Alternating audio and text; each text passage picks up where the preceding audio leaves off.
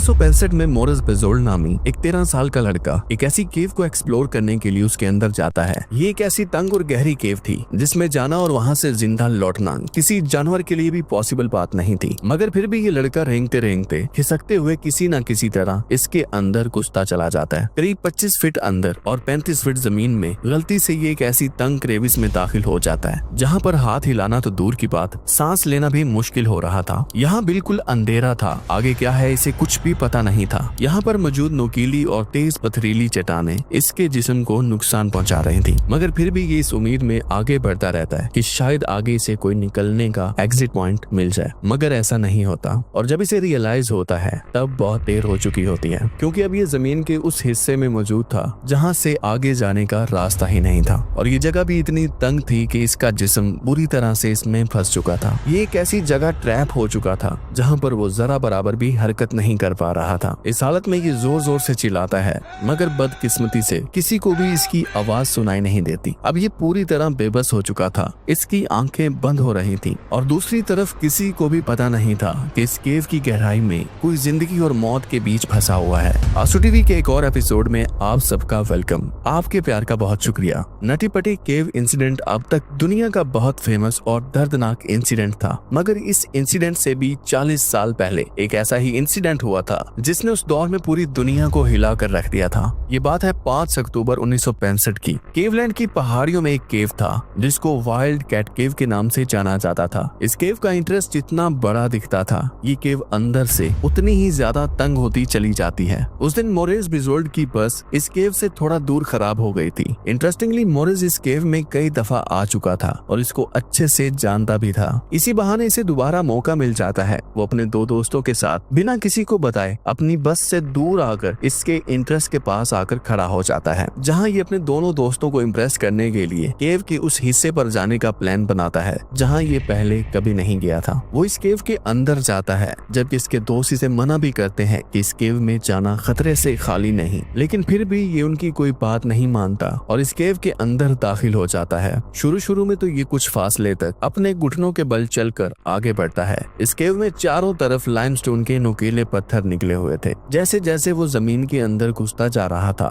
Temperature भी गिरता जा रहा था और इस जगह पर आकर पूरी तरह अंधेरा हो गया था। मोरिस का प्लान था इस केव में 80 फीट तक आगे जाने का, क्योंकि वहाँ एक मिस्टीरियस चैम्बर था जहाँ ये पहले भी कई दफा आया था और यही एक रास्ता था जहाँ से इसको टर्न लेना था और वापस आना था। लेकिन केव के एंट्रेंस से सिर्फ 40 फीट आगे वो एक ऐसी जगह पर पहुंच जाता है जहां इसके रास्ते में एक बहुत बड़ा लाइमस्टोन गिरा हुआ था और उसने वहां पूरी जगह को कवर किया हुआ था। वहां सिर्फ 12 इंच की जगह थी जहां से निकलकर मोरिस को उस मिस्टीरियस चैम्बर तक पहुंचना था। क्योंकि मोरिस यहां कई दफा आ चुका था तो वो पूरी तरह से कॉन्फिडेंट था वो इस पॉइंट को खिसकते हुए क्रॉस कर लेता है। इसकी बॉडी पर कट्स और स्क्रैचेस आ रहे थे, मगर वो बस आगे बढ़ता जा रहा था। लेकिन अंधेरा होने की वजह से मोरिस एक बहुत बड़ी रॉन्ग टर्न लेता है, जो इसके लिए बहुत बड़ी गलती साबित होती है, क्योंकि जिस जगह को इसने मिस्टीरियस चैम्बर समझकर टर्न किया था वो कोई पैसेज नहीं बल्कि एक क्रेविस थी। मतलब केव के अंदर एक ऐसी दरार जिससे आगे का कोई रास्ता ही नहीं था। मोरिस के वो दोस्त जो इसका बाहर इंतजार कर रहे थे वो भी इसे छोड़कर अपनी बस के पास चले जाते हैं और दूसरी तरफ ये गलत डायरेक्शन में बढ़ता जा रहा था। यहाँ जगह इतनी तंग थी कि वो सिर्फ अपने पाँव से ही अपने जिस्म को आगे की तरफ खिसका रहा था, लेकिन ये महसूस कर रहा था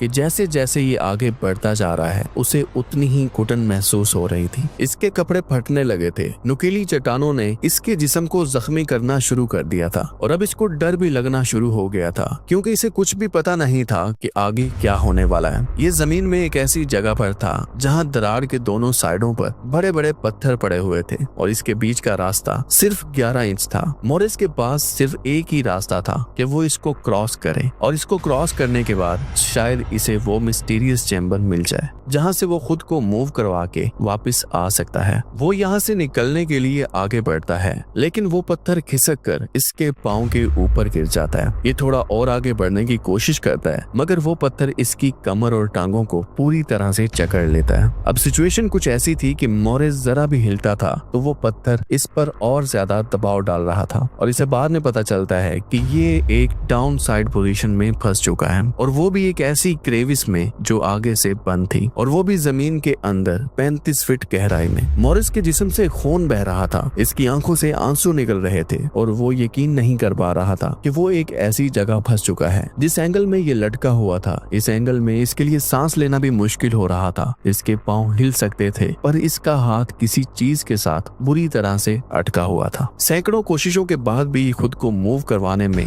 नाकाम रहता है क्योंकि ग्रेविटी के खिलाफ ये लड़ नहीं सकता था। वो रोने लगता है, चिल्लाता है और अपने दोस्तों को पुकारता है, लेकिन इसकी आवाजें इसके अलावा वहाँ और कोई भी सुनने वाला नहीं था। घंटों तक वो ऐसे ही लटका रहता है और पूरी तरह से हेल्पलेस हो जाता है और अपनी गुजरी हुई लाइफ को याद करके रोने लगता है क्योंकि ये नहीं जानता था कि आने वाले चंद घंटों में इसके साथ क्या होने वाला है। मॉरिस को यहाँ फंसे हुए पूरे 2 घंटे गुजर चुके थे और इसके बाहर आने की कोई भी उम्मीद नजर नहीं आ रही थी। जो दोस्त इसको छोड़कर चले गए थे वो भी अपने टीचर्स के साथ इस केव के एंट्रेंस तक पहुंच जाते हैं जहां से मॉरिस अंदर दाखिल हुआ था। कुछ देर के बाद जब कोई भी रास्ता नजर नहीं आ रहा था, मजबूरन विलियम बॉल जो मॉरिस के टीचर थे वो केव के अंदर जाने का फैसला करते हैं ताकि किसी न किसी सूरत में मॉरिस को बाहर निकाला जा सके। इत्तेफाक से विलियम का वेट और हाइट भी मॉरिस के वेट जितना ही था, जिससे इन्हें मॉरिस को ढूंढने में आसानी हो रही थी। यहाँ पर छोटे छोटे पैसेजेस और क्रेविस थे,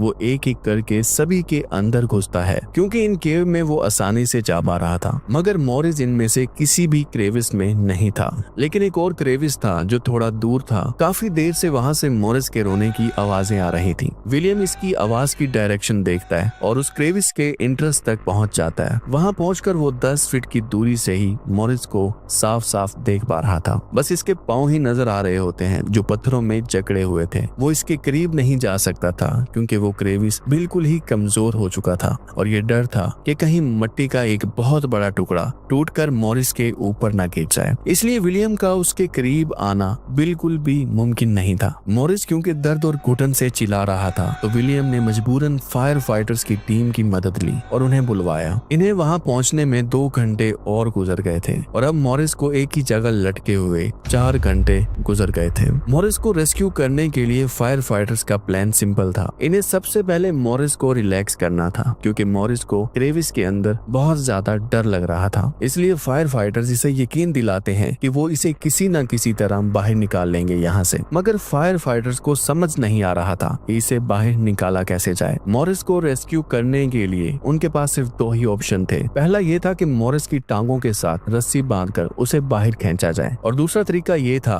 कि केव के अंदर ड्रिल करके एक नया सुराख बनाया जाए, लेकिन इसमें बहुत ज्यादा टाइम कंज्यूम हो सकता था और इस बात की भी कोई गारंटी नहीं थी कि ड्रिल के दौरान ये केव अपने कमजोर होने की वजह से कोलैप्स ना हो जाए। इसी तरह मॉरिस को पत्थरों में जकड़े हुए पूरे 6 घंटे गुजर जाते हैं और अब इसकी आधी बॉडी बिल्कुल ठंडी और सुन पड़ जाती है। फायर डिपार्टमेंट से जितना हो सकता था उन्होंने किया। उन्होंने केव में जगह जगह पर लाइट लगा दी जिससे रेस्क्यू टीम को रोशनी मिले और इसके साथ साथ ही मॉरिस के लिए भी हीटर का काम करे। मॉरिस का दम न घुटे इसलिए एक पतली ऑक्सीजन पाइपलाइन मॉरिस के क्रेविस में छोड़ दी गई। शाम के 6 बज चुके थे और इसे लटके हुए 7 घंटे बीत चुके थे पर अब भी वो जिंदा था। लेकिन अब इसकी कंडीशन बिगड़ रही थी, वो रिलैक्स नहीं हो पा रहा था। ये एक ऐसी तंग जगह पर फंसा हुआ था कि सांस भी लेता था तो वो नुकीले पत्थर इसके जिस्म को तकलीफ दे रहे थे। वो काफी टाइम से भूखा था। ये ऐसी ही कंडीशन थी जैसे किसी को 7 घंटों के लिए किसी कब्र में उल्टा लटका दिया जाए। केव के बाहर धीरे धीरे भीड़ बढ़नी शुरू हो गई थी। ये न्यूज आग की तरह पूरे यूएस में फैल चुकी थी कि एक 13 साल का लड़का जमीन के अंदर 35 फीट की गहराई में फंसा हुआ है और लोग एक्साइटेड हो रहे थे इस रेस्क्यू ऑपरेशन को करीब से देखने के लिए। मॉरिस जो जमीन के अंदर अपनी जिंदगी से लड़ रहा था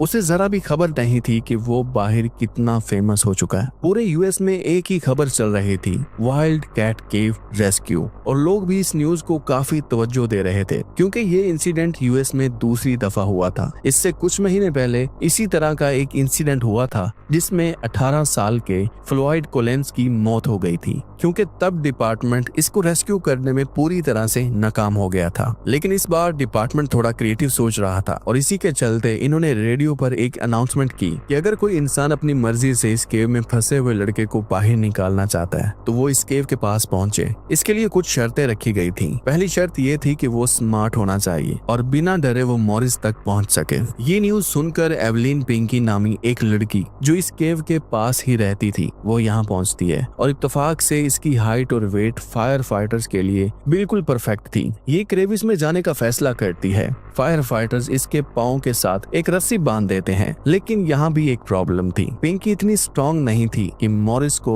वहां जाकर खींच सके, मगर फिर भी पिंकी मॉरिस से 5 फीट की दूरी तक ही पहुंच सकी। यहाँ आकर इसको भी उलझन होने लगी थी, इसलिए वो इसे बचा तो नहीं सकी, मगर फिर भी वो यहाँ 3 घंटों तक मॉरिस को बातों में उलझाए रखती है। कुछ ही देर में rescue team police system install कर देते हैं, जिसमें यहाँ थोड़ा वक्त और लग जाता है। पुलिस सिस्टम को केव के उस हिस्से तक लेकर जाना जहाँ एक वक्त में ही एक पर्सन जा सकता था, और वहां जाकर जगह जगह ड्रिल करके शाफ्ट लगाना, इन सब चीजों में टाइम लगना था।